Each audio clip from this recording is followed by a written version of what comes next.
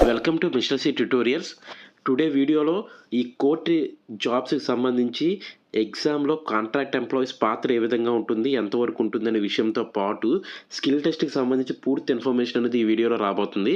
ఈ వీడియోలో స్కిల్ టెస్ట్కి సెలెక్ట్ అయిన వ్యక్తులు మళ్ళీ ఫీజు చెల్లించాలా, లేకపోతే ముందు ఫీజుతోనే స్కిల్ టెస్ట్ అనేది కండక్ట్ చేస్తారా, అసలు నోటిఫికేషన్లు ఏమి ఇచ్చారు, ఇలాంటి విషయాలన్నిటి మీద ఈ వీడియో ఉంటుంది. ఇంకా మన ఛానల్ ఎవరైనా సబ్స్క్రైబ్ చేయకపోయినట్టయితే సబ్స్క్రైబ్ చేయగలరు. ఎవరికైతే ఈ వీడియో అవసరమవుతుంది అనుకుంటున్నారో వాళ్ళకి షేర్ చేయగలరు.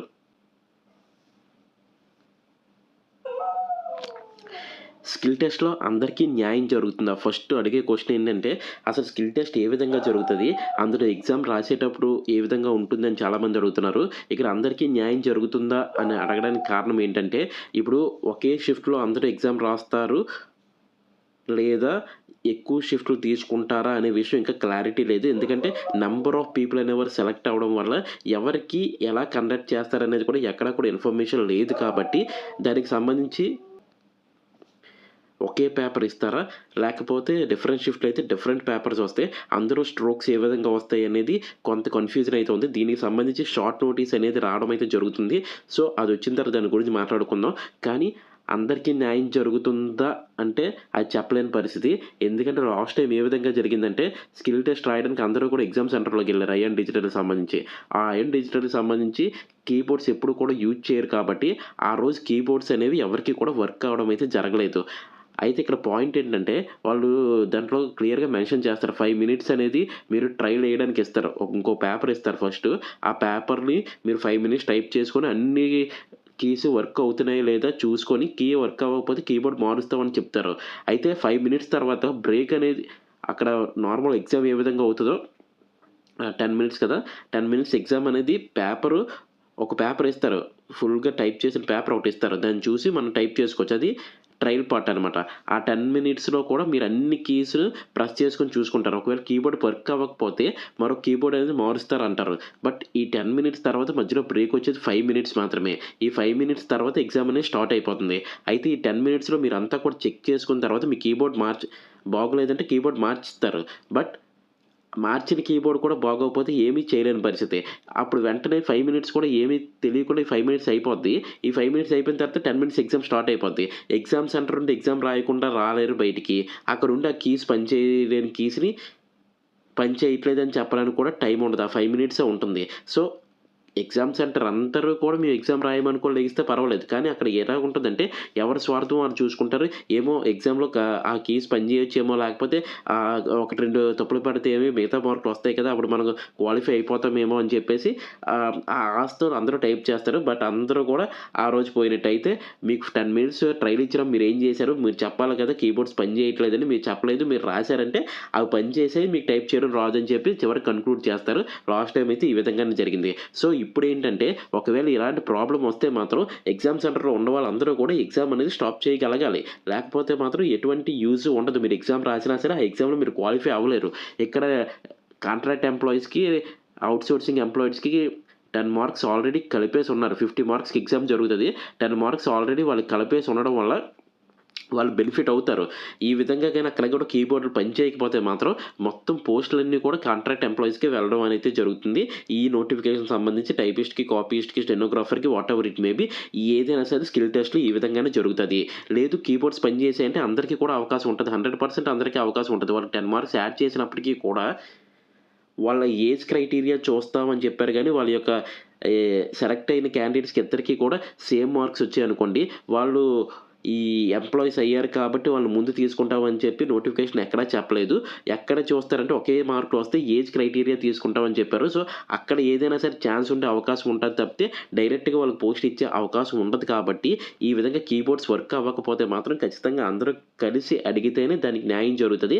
అందరూ కూడా అప్పుడు సేఫ్‌గా బయటికి వెళ్ళడం అయితే జరుగుతుంది. అలా కాకుండా మేము మామూలుగా టైప్ చేసుకుంటామంటే అన్ని పోస్టులు కూడా ఈ కాంట్రాక్ట్ ఔట్‌సోర్సింగ్ ఎంప్లాయీస్‌కి వెళ్ళిపోతాయి. వాళ్ళు టైప్ చేయగలరా అంటే వాళ్ళు కూడా టైప్ చేయలేరు ఆ కీబోర్డుల మీద. బట్ వాళ్ళకి ఆల్రెడీ 10 మార్క్స్ ఉన్నాయి కాబట్టి వాళ్ళు ఆల్రెడీ క్వాలిఫై అయిపోయినట్టే కాబట్టి ఆ 20 మార్క్స్‌కి సంబంధించి తెచ్చుకోవడం పెద్ద కష్టం కాదు కాబట్టి వాళ్ళు అలా క్వాలిఫై అయిపోతారు. సో, జాబ్స్ అన్నీ కూడా వాళ్ళకి వెళ్తాయి. ఇది రియాలిటీలో జరిగేది. ఎవరు కూడా దీన్ని అంటే అన్ని జాబ్స్ వాళ్ళకే వస్తాయని చెప్తున్నారు మాకు రాదా అని చెప్పేసి అని అనుకోకండి. ఇది అక్కడ జరగబోయే రియాలిటీ ఈ విధంగానే ఉంటది కాబట్టి ముందుగానే జాగ్రత్త పడమని చెప్పేది. అయితే స్కిల్ టెస్ట్ ఈ విధంగా కండక్ట్ చేస్తారు. ముందు మీకు మాత్రం ఒక పారాగ్రాఫ్ ఇస్తారు. దాని మీద ట్రైల్ ఏస్తారు. 5 మినిట్స్ గ్యాప్ ఇస్తారు. మీ రెగ్యులర్ 10 మినిట్స్‌ది మీరు టైప్ చేయాల్సి ఉంటుంది. అయితే ఈ టైపింగ్‌కి సంబంధించి ఫస్ట్ స్టార్ట్ చేస్తారు కదా! అక్కడ గాని గ్యాప్ ఉండి ఇక్కడ నుండి పారాగ్రాఫ్ స్టార్ట్ అవుద్ది కదా! మీరు ఈ గ్యాప్స్ ఏమి ఇవ్వక్కర్లేదు. డైరెక్ట్‌గా అందులో మనకి ఇన్‌స్ట్రక్షన్స్‌లో క్లియర్‌గా ఇస్తారు. ఫస్ట్ నుండి లాస్ట్ దాకా ఎటువంటి గ్యాప్ లేకుండా ఒకవేళ పారాగ్రాఫ్స్ ఇచ్చినా సరే, ఆ పారాగ్రాఫ్ కంటిన్యూయస్‌గా కొట్టుకొని వెళ్ళిపోవడమే. ఇప్పుడు 3 లైన్స్ ఇచ్చారు. కిందన ఇంకో 3 లైన్స్ ఇచ్చారనుకోండి. ఇక్కడ ఎండ్ అయిన తర్వాత ఈ లైన్ ఇక్కడి నుంచి స్టార్ట్ చేసుకొని వెళ్ళిపోవడమే. నువ్వు పారాగ్రాఫ్ కింద సెట్ చేసుకొని, మళ్ళీ స్పేస్ బార్ కొట్టుకొని, అవన్నీ కూడా చేయాల్సిన అవసరం లేదు. అండర్‌లైన్స్ కొట్టాల్సిన అవసరం కూడా లేదు. డైరెక్ట్‌గా అక్కడ ఏమిస్తే అది. అయితే కొంతమంది ఏంటంటే ఇంకా అతి తెలివిగా పోయి ఒకవేళ స్పెల్లింగ్ తప్పేస్తే స్పెల్లింగ్ తప్పొచ్చిందని చెప్పేసి కరెక్ట్ స్పెల్లింగ్ కొడతారు. నీకు అదంతా అనవసరం. వాళ్ళు ఏ స్ట్రోక్ ఇచ్చారో ఆ స్ట్రోక్ మాత్రమే కొట్టాలి. అక్కడ అక్షరం ఏ స్పెల్లింగ్ ఉన్నది నీకు అనవసరం. వాళ్ళు ఇచ్చిన అక్షరాన్ని కొట్టుకొని అలా టైప్ చేసుకొని వెళ్ళి ఇవ్వడమే. అక్కడ బ్రాకెట్ ఉంటే బ్రాకెట్, అక్కడ ఫుల్ స్టాప్ ఉంటే ఫుల్ స్టాప్, కామా ఉంటే కామా, క్యాపిటల్ లెటర్ ఉంటే క్యాపిటల్ లెటర్, స్మాల్ లెటర్ ఉంటే స్మాల్ లెటర్. మీకు ఏదైతే అక్కడ ఇచ్చారో అది మాత్రమే టైప్ చేసుకొని రావాల్సి ఉంటుంది. ఎక్కడ కూడా బ్రేక్స్ అవ్వకండి. ఒక్కసారి తప్పొచ్చిందని చెప్పేసి ఆ వర్డ్‌ని మళ్ళీ కొట్టడం అలాంటివి చేయకండి. ఒకసారి తప్పొచ్చినా సరే ఆ వర్డ్ అలా వదిలేసి నెక్స్ట్ వర్డ్ నుండి కొట్టుకుంటూ వెళ్ళండి. ఇది స్కిల్ టెస్ట్‌కి సంబంధించి. న్యాయం జరుగుతదంటే అది కీబోర్డ్‌ల మీద డిపెండ్ అయ్యి ఉంటది. ఆ రోజు ఎగ్జామ్ రాసేవాళ్ళ మైండ్ సెట్‌ల మీద డిపెండ్ అయ్యి ఉంటది. అందరికీ ఒకే ఎగ్జామ్ ఇస్తారా? లేకపోతే డిఫరెంట్ షిఫ్టులు పెట్టినప్పుడు అక్కడ ఇచ్చిన పేపర్ ఏదైతే ఉంటుందో, పారాగ్రాఫ్ ఉంటదో, ఆ పారాగ్రాఫ్ కూడా మీ స్కిల్ టెస్ట్‌ని ఎఫెక్ట్ చేయడం అయితే జరుగుతుంది. నెక్స్ట్ ఏంటంటే మళ్ళీ అందరూ ఫీజు పే చేయాలా? ఇది కొంచెం కాంట్రోవర్షియల్ క్వెషన్. బట్ నోటిఫికేషన్‌లో అయితే మాత్రం మళ్ళీ 800 పే చేయాలని చెప్పేసి ఉంది. ఒకసారి చూపిస్తాను నోటిఫికేషన్ సంబంధించి కూడా. అయితే ఈ 800 పే చేయాలి అంటే ఇప్పుడు ఒక 5 డిస్ట్రిక్ట్‌కి అప్లై చేశారనుకో, 5 8 4000 మళ్ళీ 4000 పే చేయాలా? ఒక 13 డిస్ట్రిక్ట్‌కి అప్లై చేస్తే మళ్ళీ పే చేయాలా? లేకపోతే కొంతమంది 5 డిస్ట్రిక్ట్‌కి అప్లై చేశారు. డౌట్ ఎలాగుందంటే ఇప్పుడు నేను 2 డిస్ట్రిక్ట్‌లకే నేను స్కిల్ టెస్ట్‌కి అటెండ్ అవుతాను. సో, 1600 పే చేయాలా? వీటన్నిటికి ఆన్సర్ రావాలంటే మాత్రం ఒక షార్ట్ నోటీస్ అనేది రిలీజ్ అవ్వాలి.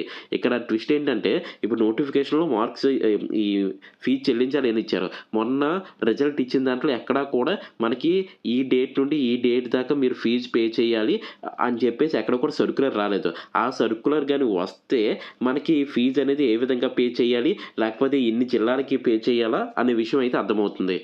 ఇక్కడ నోటిఫికేషన్ ఒకసారి చూసినట్టయితే టైపిస్ట్ పోస్టులకు సంబంధించి the candidate who applied for the post of typist computer based ఎగ్జామినేషన్‌లో ఎవరైతే క్వాలిఫై అవుతారో వాళ్ళకి స్కిల్ టెస్ట్ నిమిత్తము రూ. 800 పే చేయాల్సి ఉంటుంది.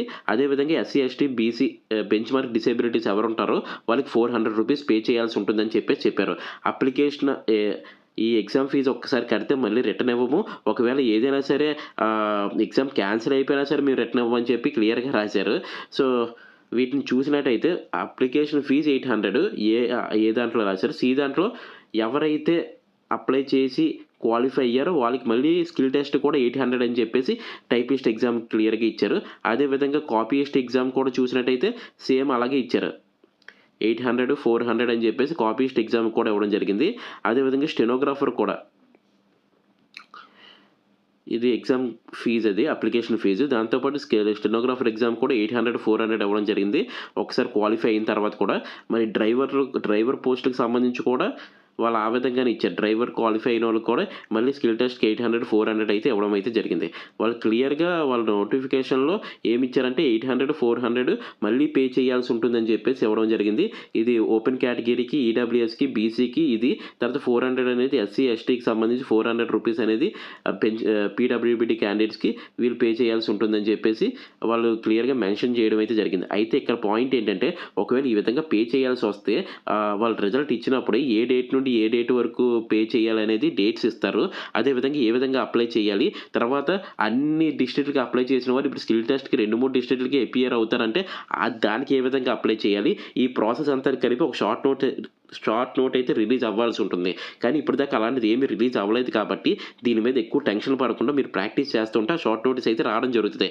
అందులో ప్రతి విషయానికి సంబంధించిన ఇన్ఫర్మేషన్ అయితే క్లియర్‌గా ఉంటది. ఇప్పుడుండే టెన్షన్ పడి నేను 5 పోస్టులకి అప్లై చేశాను. ఇప్పుడు 2 డిస్ట్రిక్ట్‌లకి అప్లై చేయాలనుకుంటున్నాను. వాళ్ళు ఇస్తారా? ఇవ్వరా? ఆ ఛాన్స్ తీసుకోకండి. ఒకవేళ ఫీజ్ పే చేయాలంటే ఖచ్చితంగా ఇస్తారు. ఎందుకంటే మనం అప్లై చేసినప్పుడు అప్లికేషన్ పెట్టినప్పుడు కూడా నువ్వు ఎన్ని డిస్ట్రిక్ట్‌లకి అప్లై చేస్తే అంత అమౌంట్ కూడా పడింది కాబట్టి. అయితే ఇక్కడ ఆల్రెడీ 800 పే చేసి ఉన్నాము. 800 ఎక్కువ అనుకుంటే మళ్ళీ స్కిల్ టెస్ట్‌కి ఇన్ని డబ్బులు కలెక్ట్ చేయడం అనేది అంత కరెక్ట్ కాదు. సో దీన్ని వాళ్ళ దృష్టికి తీసుకెళ్లాల్సి ఉంటుంది. మీరు కూడా సెంటర్‌కి ఎగ్జామ్ సెంటర్ ఏదైతే ఉందో వాళ్ళకి కాల్ చేసి హైకోర్ట్‌కి సంబంధించి కేర్ సెంటర్ ఉంది. Customer care centre. దానికి సంబంధించి వాళ్ళకి ఫోన్ చేసి ఈ విధంగా పే చేయాలని ఉంది కదా! దానికి సంబంధించి ఎటువంటి సర్క్యులర్ రిలీజ్ అవ్వలేదు. దాని మీద ప్రాసెస్ ఏంటి అని అడగండి. మీరు అడిగిన డౌటు వాళ్ళు మాకు తెలీదని చెప్పినప్పటికీ కూడా ఆ డౌట్‌ని వాళ్ళ పై వాళ్ళకి రైజ్ చేయడం అయితే జరుగుతది. అప్పుడు వాళ్ళు అక్కడి నుండి మనకి నోటీస్ అనేది వెబ్‌సైట్‌లో పెట్టడం అయితే జరుగుతుంది. ఎటువంటి ఫీజు లేదా, లేకపోతే ఫీజు ఉంటే ఎప్పటి నుండి ఎప్పటి దాకా పే చేయాలి. ఇలాంటి విషయాలన్నిటిలో కలిపి మనకి ఒక సర్క్యులర్ అయితే రిలీజ్ అవ్వడం అయితే జరుగుతుంది. వాళ్ళకి ఫోన్ చేయకుండా మనం ఉన్నట్టయితే అది దగ్గరికొచ్చిన దాకా వాళ్ళు ఏం చెప్పరు. దగ్గరికొచ్చిన తర్వాత మనం కంగారు పడాల్సి ఉంటుంది. సో ఆల్రెడీ రిజల్ట్ వచ్చింది కాబట్టి ఎవరెవరైతే సెలెక్ట్ అయ్యారో వాళ్ళందరూ కూడా ఫోన్స్ చేయండి. ఫోన్ చేయడంలో ఎటువంటి తప్పు లేదు కాబట్టి ఎక్కువ ఫోన్స్ ఎళ్తే వాళ్ళు పైన ఉన్న వాళ్ళకి చెప్పడం జరిగితే వాళ్ళందరూ కూడా వాళ్ళ డెసిషన్‌ని మనకి ఒక సర్క్యులర్ రూపంలో వెబ్‌సైట్‌లో అప్‌లోడ్ చేయడం అయితే జరుగుతది. అయితే ఎగ్జామ్ ఫీజు కట్టాలా? ఎంత కట్టాల్సిన అవసరం ఏముంది? అసలు సెంట్రల్ గవర్నమెంట్ ఎగ్జామ్స్‌కి బ్యాంకింగ్ లాంటి ఎగ్జామ్‌లో, పీఓ లాంటి ఎగ్జామ్స్‌లో టైపింగ్ టెస్ట్ ఉంటది. ఒకేసారి అప్లికేషన్ ఫీజ్ అయితే తీసుకోవడం జరుగుతది. ఆర్ఆర్‌బీ, ఎన్‌టీపీసీ లాంటి ఎగ్జామ్స్‌కైతే 500 ఫీజ్ పే చేసినప్పటికీ కూడా 400 తిరిగి వాళ్ళు మనకి మనీ బ్యాక్ చేస్తారు. అదేవిధంగా దానికి టైపింగ్ టెస్ట్ కూడా ఉంటది. అదేవిధంగా స్టేట్ గవర్నమెంట్ ఎగ్జామ్స్‌కి కూడా ఇంత రేట్ లేదు. మీరెందుకు ఇంత రేట్ పెడుతున్నారు? ఇలాంటి విషయాలన్నిటి మీద కూడా చర్చ జరగాల్సిన అవసరం అయితే ఉంది. కానీ ఎవరు కూడా అది అడగరు. తర్వాత ఎవరిని అడగాలి ఫీజు లేకుండా చూడడానికి అని చెప్పేసి అడుగుతున్నారు. ఎందుకంటే ఇప్పుడు 800 ఫీజ్ అంటే ఆల్రెడీ పే చేసున్నాం. మళ్ళీ స్కిల్ టెస్ట్‌కి 800 పే చేస్తే ఇప్పుడు 13 డిస్ట్రిక్ట్‌లకి అప్లై చేసినోళ్ళున్నారు. వాళ్ళు ఎంత ఆళ్ళు దాదాపు 10,000 వాళ్ళు ఎగ్జామ్ ఫీజ్‌కి మళ్ళీ పెట్టాలి. ఆల్రెడీ ఒక 10,000 పెట్టారు. ఇంకో 10,000 పెట్టాలి. అక్కడ పోస్ట్ వస్తదో రాదో తెలీదు. ఒక 20,000 రూపాయలు పెట్టి ఒక ఎగ్జామ్ రాయడం అనేది అసలు ఇండియాలోనే ఏ ఎగ్జామ్‌కి కూడా ఇది ఉండదు. మన కోర్ట్ ఎగ్జామ్‌కి మాత్రమే ఇది సాధ్యమవుతది. 20,000 రూపాయలు పెట్టి ఒక పోస్ట్ కోసం ఒక ఎగ్జామ్ రాస్తున్నామంటే అది మామూలు విషయం గాదు. 800 ఎస్సీ, ఎస్టీ క్యాండిడేట్‌కి సంబంధించి 400 రూపీస్ ఏదైనా సరే ఎక్కువే. ఆల్రెడీ ఒకసారి పే చేసాం. మళ్ళీ పే చేయాల్సిన అవసరం అయితే లేదు. దీనికి మరి ఏం చేయాలంటే ఏదైతే ఎగ్జామినేషన్ సెల్ ఉంటదో దానికి కాల్ చేసినప్పుడు ఈ విధంగా నోటిఫికేషన్ ఉంది. దానికి సంబంధించి ఎటువంటి సర్క్యులర్ రాలేదు. ఒకవేళ వచ్చిన ఏవైనా ఫీజ్ పే చేయాల్సిన అవసరం ఉందా? ఆల్రెడీ మేము పే చేసాం కాబట్టి ఇది పే చేయకుండా మాకు చూడాల్సిన బాధ్యత ఉంది. మీరు నోటిఫికేషన్‌లో ఈ విధంగా చెప్పారు అని చెప్పేసి అడగాలి వాళ్ళకి. వాళ్ళందరూ కూడా మనం చెప్పిన ఫీడ్‌బ్యాక్ అంతా కూడా వాళ్ళు అక్కడితో వదిలేరు. దాన్ని ఫార్వర్డ్ చేస్తారు. దానికి సంబంధించిన రిప్లై అయితే వస్తది. ఎవరిని అడగాలంటే మన దగ్గర ఉన్నది ఎగ్జామినేషన్ సెల్ ఒకటే. వాళ్ళు మాత్రం మనం అడగగలం. సో, ఎవరెవరైతే ఎగ్జామ్‌కి అపియర్ అవుతున్నారో వాళ్ళందరూ కూడా అడగాలి. అయితే కాంట్రాక్ట్ ఎంప్లాయీస్, ఔట్‌సోర్సింగ్ ఎంప్లాయీస్ వీళ్ళు అడగరు. ఎందుకంటే ఎంత తక్కువ మంది వాళ్ళకి ఎగ్జామ్ రాస్తే వాళ్ళకంత బెనిఫిట్ ఉంటది. ఆల్రెడీ బెనిఫిట్ అయ్యి ఉన్నారు. వాళ్ళని బ్లేమ్ చేయట్లేదు. వాళ్ళ పద్ధతి కూడా కరెక్టే. వాళ్ళు ఎన్నో సంవత్సరాలు బట్టి పని చేస్తున్నారు. వాళ్ళకొక అవకాశం ఇచ్చారు. ఇదే లాస్ట్ అవకాశం కూడా. బట్ మిగతా వాళ్ళు కూడా ఎగ్జామ్ ఫీజ్ కట్టి రాశారు కాబట్టి వాళ్ళందరూ కూడా అడగాల్సిన అవసరం ఉంది. మాకు ఎగ్జామ్ ఫీజ్ ఈ విధంగా ఉంది. మీరు తగ్గించండి. లేదా మేము ఆల్రెడీ ఒకసారి పే చేసాం కదా! మళ్ళీ ఎందుకు ఇంత పే చేయాల్సి వస్తుంది? మీరు అడగకపోతే ఏమి అవ్వదు. అడిగినంత మాత్రాన వాళ్ళు కూడా మీకు నార్మల్‌గా సమాధానం చెప్తారు గానీ, మిమ్మల్ని గసరడం గానీ, లేకపోతే మేమిలా చెయ్యము, అలా చేయము, మా ఇష్టం ఇలాంటి విషయాల గురించి వాళ్ళేమి కూడా అంత హార్ష్‌గా అయితే బిహేవియర్ చేయరు. మా చేతిలో ఏముంది సార్ పైన ఏం చెప్తే అది చేస్తామంటారు. సో, మా అభిప్రాయాలు కూడా మీరు పై వాళ్ళకి తెలియజేయండి అని చెప్పేసి చాలా రెస్పెక్ట్‌ఫుల్‌గా మీరు ఫోన్ చేసి వాళ్ళని అడిగి ఈ ఇన్ఫర్మేషన్ వాళ్ళకి పాస్ చేయండి. ఒకళ్ళో ఇద్దరో చేస్తే ఇది సాధ్యపడదు. అందరూ కలిసి ఇది చేస్తేనే ఇది అవుతది. ఎగ్జామ్‌కి ఎవరెవరైతే సెలెక్ట్ అయ్యారో వాళ్ళందరూ కూడా దీనికి సంబంధించి ఈ ఇనిషియేటివ్ తీసుకొని చెయ్యండి. అప్పుడు మీ అందరికీ కూడా యూజ్‌ఫుల్‌గా ఉంటుంది. ఓన్లీ స్కిల్ టెస్ట్‌కి సంబంధించే కాబట్టి ఎక్కువ మంది మీకు సపోర్ట్ రారు. స్కిల్ టెస్ట్‌కి సంబంధించి ఎవరు సెలెక్ట్ అయ్యారో వాళ్ళు మాత్రమే ఇది చేసుకోవాల్సి ఉంటుంది. అది మీ చేతిలో ఉంది. మేము చెప్పాల్సినంత వరకు చెప్పేసాము. ఎగ్జామ్ ఏ విధంగా జరుగుతది, ఎగ్జామ్ ఫీజ్ అనేది నోటిఫికేషన్‌లో ఏ విధంగా ఇచ్చారు, ఒకవేళ ఎగ్జామ్ ఫీజ్ తగ్గాలంటే మీరేం చేయాలి? ఈ పాయింట్లన్నీ కూడా ఇప్పుడు చెప్పడం జరిగింది కాబట్టి మీరు దీన్ని ఫాలో అయితే మీకు బెనిఫిట్‌గా ఉంటుంది. ఎగ్జామ్ ఎవరెవరైతే క్వాలిఫై అయ్యారో వాళ్ళకి సంబంధించి. నెక్స్ట్ ఫైనల్‌గా ఇది నాన్ టెక్నికల్ కాదు, టెక్నికల్ పోస్టులు కాదు. అందరికీ కూడా యూజ్ అయ్యేది ఏంటంటే ఈ నోటిఫికేషన్‌లో కాంట్రాక్ట్ ఎంప్లాయీస్ పాత్ర ఎంతవరకు ఉంటుంది? ఇది గాని ఒకసారి చూసినట్టయితే ఇప్పటిదాకా రిలీజ్ అయింది టెక్నికల్ పోస్టులు రిలీజ్ అయ్యాయి కదా! టెక్నికల్ పోస్టుల్లో ఎవరైతే 13 డిస్ట్రిక్ట్‌లో కాంట్రాక్ట్ ఔట్‌సోర్సింగ్ ఎంప్లాయీస్ రాసారో వాళ్ళు 100% అందరూ కూడా సెలెక్ట్ అయ్యారు. ఈ స్కిల్ టెస్ట్‌కి సంబంధించి. ఇందులో అయితే ఎటువంటి డౌట్ లేదు. ఒకళ్ళో ఇద్దరో కొంచెం అటు ఇటుగా ఉండాలి కానీ మాక్సిమం 100% అందరూ కూడా సెలెక్ట్ అయ్యారు. నెక్స్ట్ ఏంటంటే ఈ టెక్నికల్ పోస్ట్‌కి సంబంధించి చెప్తున్నాను. నెక్స్ట్ ఏంటంటే వాళ్ళు స్కిల్ టెస్ట్ పెట్టేటప్పుడు ఆల్రెడీ 10 మార్క్స్ వాళ్ళ జేబులో ఉన్నాయి. వాళ్ళు రాసేది ఇంకా 40 మార్క్స్‌కే. అది కూడా ఇందాక చెప్పినట్టు కీబోర్డ్స్ వర్క్ అవ్వకపోతే అది వాళ్ళకి బెనిఫిట్ అవుతది. సో, నా ఎలా చూసినా ఒకవేళ సేమ్ మార్క్స్ వచ్చినప్పటికి కూడా వీళ్ళు ఎప్పటి నుండో పని చేస్తున్నారు కాబట్టి వీళ్ళ ఏజెస్ ఎక్కువ ఉంటాయి కాబట్టి ఏజ్ క్రైటీరియాలో కూడా వాళ్ళకే ముందు ఛాన్స్ ఉంది. ఈ టెక్నికల్ పోస్ట్ వరకు చూసుకుంటే మాత్రం 90% పోస్టులనేవి అక్కడ ఉన్న ఎవరైతే ఇప్పటిదాకా వర్క్ చేస్తున్నారో వాళ్ళకి మాత్రమే వచ్చే అవకాశం 90% ఉంది. ఇంకో 10%లో మిగిలిన వాళ్ళకి వచ్చే అవకాశం అయితే ఉంది. అంటే లెస్ ఛాన్సెస్ ఉన్నాయి. ఎందుకంటే వాళ్ళు రోజు చేసేది ఆ టైపింగే. రోజు చేసేది ఆ వర్డ్స్‌నే వాళ్ళు టైప్ చేస్తూ ఉంటారు కాబట్టి స్పెల్లింగ్స్ అనేవి వాళ్ళకి చాలా క్లియర్‌గా వాళ్ళకి ఆహ్, చేతి వేళ్ళపై ఆడుతూ ఉంటాయి. సో, ఆ స్పెల్లింగ్ చూడగానే వాళ్ళు ఇంక పేపర్ చూడరు. డైరెక్ట్‌గా స్పెల్లింగ్ కొట్టుకొని వెళ్ళిపోతారు. నెక్స్ట్ ఏంటంటే ఆ క్లాజెస్ వాళ్ళకి తెలుసు. తర్వాత ఐపీ నంబర్స్ తెలుసు. తర్వాత వాళ్ళు రోజు చేసే వర్క్ కాబట్టి అలా చేస్తూ ఉండడం వల్ల ఇన్ని ఇయర్స్ బట్టి వాళ్ళు చాలా ఈజీగా టైపింగ్ అనేది కంప్లీట్ చేస్తారు. అయితే న్యూగా వచ్చిన వాళ్ళకి ఏంటంటే టైపింగ్ స్పీడ్ ఉంటది. బయట నుండి వచ్చే వాళ్ళకి టైపింగ్ స్పీడ్ ఉంటది. కానీ కోర్ట్ టెర్మినాలజీ అనేది డిఫరెంట్‌గా ఉంటది. ఎందుకంటే కోర్ట్ కేస్‌కి సంబంధించిందే ఖచ్చితంగా ఇస్తది. కోర్ట్ కేస్ ఏదైతే ఉందో దానికి సంబంధించి జడ్జిమెంట్ ఏదో ఒక జడ్జిమెంట్ తీసుకొని టైప్ చేయమని ఇస్తారు కాబట్టి, ఆ జడ్జిమెంట్‌లో వాడే పదాలు కొన్ని వరకు మనకి ఇప్పుడు పీఓ హెచ్ఆర్ అని రాసి ఇచ్చారనుకోండి. ఇదేంటి దీనికి అసలు అర్థమే లేదు కదా! పీఓ హెచ్ఆర్ అని ఇచ్చారని ఆలోచించేసరికి మనకు ఒక 20 సెకండ్స్, 30 సెకండ్స్ అయిపోద్ది. కానీ ఇలాంటి వర్డ్ అనేది ఉంది అనేది వాళ్ళకి తెలిస్తే వాళ్ళు ఎప్పుడు టైప్ చేస్తుంటారు కాబట్టి ఎటువంటి ఆలోచన లేకుండా అది కొట్టుకొని వెళ్ళిపోతారు. దట్ అడ్హాక్ అనేది ఉంటది. తర్వాత 973 క్లాజ్ ఏంటి, 984 ఇలాగ నంబర్స్ ఉంటాయి. వీటన్నిటిలో ఏంటి ఈ విధంగా ఉన్నాయి. మనం ఎంత ప్రాక్టీస్ చేసి ఎళ్ళినప్పటికీ కూడా కొంత డౌట్ వస్తది. సో, 90% బెనిఫిట్ అనేది వాళ్ళకు ఉండడం అయితే జరుగుతది. ఈ టెక్నికల్ పోస్ట్‌లకి సంబంధించి. నాన్ టెక్నికల్ పోస్ట్‌కొచ్చేసరికి ఇక్కడ కూడా వాళ్ళకి అవకాశం ఉంటది గానీ, జేఏ, ఎఫ్ఏ ఏదైతే ఉందో దీంట్లో 50% మాత్రమే వాళ్ళకి ఛాన్స్ ఉంటది. మిగిలిన 50% కూడా బయట నుండే రావాల్సి ఉంటుంది. ఎందుకంటే ఇది పేపర్ అనేది అందరికీ కూడా ఈక్వల్‌గా వచ్చింది. పేపర్ కూడా ఎవరు కూడా ప్రిడిక్ట్ చేసేటట్టు లేదు కాబట్టి నార్మలైజేషన్ ఎంతవరకు ఎఫెక్ట్ చేసినప్పటికీ కూడా ఇక్కడ ఎక్కువ ఛాన్సెస్ ఉంటాయి. ఓఏసీకి సంబంధించి కూడా బయట నుండి వచ్చే అవకాశం అయితే ఉంది. వాళ్ళకి కూడా 50% ఛాన్స్ ఉన్నది. ఈ పీఎస్‌సికి సంబంధించి మళ్ళీ అక్కడ పనిచేసినోళ్ళు జేఏ కింద పనిచేసిన వాళ్ళు కూడా పీఎస్ రాశారు కాబట్టి ఇక్కడ కూడా 80% అనేది వాళ్ళకి కాంట్రాక్ట్ ఎంప్లాయీస్‌కి ఛాన్స్ ఉంటది. 20% బయట నుండి వచ్చే వాళ్ళకి అవకాశం అయితే ఉండడం జరుగుతది. ఈ విధంగా ఈ పర్సెంటేజ్ ఆఫ్ అవకాశాలనేవి ఈ కాంట్రాక్ట్ ఎంప్లాయీస్‌కి ఈ సంవత్సరం ఇవ్వడం వల్ల ఎఫెక్ట్ చేస్తుంది. అయితే ఈ నోటిఫికేషన్ మిస్ అయిన వాళ్ళు నెక్స్ట్ నోటిఫికేషన్ 2027 దాకా వెయిట్ చేయాల్సి ఉంటుంది. 2026లో హైకోర్ట్‌కి సంబంధించిన నోటిఫికేషన్ అయితే రావడం అయితే జరుగుతుంది. సో, ఇప్పటిదాకా స్కిల్ టెస్ట్‌కి ఎవరైతే సెలెక్ట్ అయ్యారో వాళ్ళు మాత్రం చాలా ఫోకస్ చేసి ముందు కాల్స్ చేసి వాళ్ళకి ఇన్ఫర్మేషన్ పాస్ చేసి మీ పని మీరు చేసుకొని మీ ప్రాక్టీస్ మీరు కంటిన్యూ చేయండి. ఇది దీనికి సంబంధించి బ్రీఫ్ ఇన్ఫర్మేషన్. మీ డౌట్స్‌కి సంబంధించి మొత్తం క్లారిటీ వచ్చిందనుకుంటున్నాం. ఇంకా ఏమైనా డౌట్స్ ఉంటే కిందన కామెంట్ చేయండి. మాక్సిమం రిప్లై ఇవ్వడానికి ట్రై చేస్తున్నాం. ఇప్పటిదాకా వీడియో చూసారంటే మీకు ఎంతో కొంత యూజ్ అయ్యే ఉంటుంది.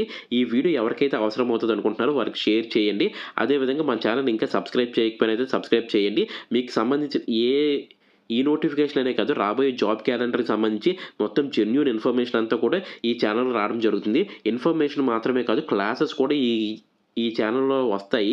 మీరు ఓన్లీ నోటిఫికేషన్‌కి సంబంధించిన విషయాలు లేకపోతే ఈ కట్ ఆఫ్‌కి సంబంధించిన విషయాలు ఇవే చూస్తే మీరు నెక్స్ట్ ఎగ్జామ్స్ అనేవి రాయడానికి మీకంత యూజ్‌ఫుల్‌గా ఉండదు. మీరు యూజ్‌ఫుల్ కంటెంట్ చూడడానికి అలవాటు చేసుకోండి. అది ఎవరి ఇష్టం వాళ్ళది. బట్ చెప్పాల్సిన అవసరం ఉంది కాబట్టి చెప్తున్నాము. థాంక్ యూ సో మచ్ అండి. జై హింద్.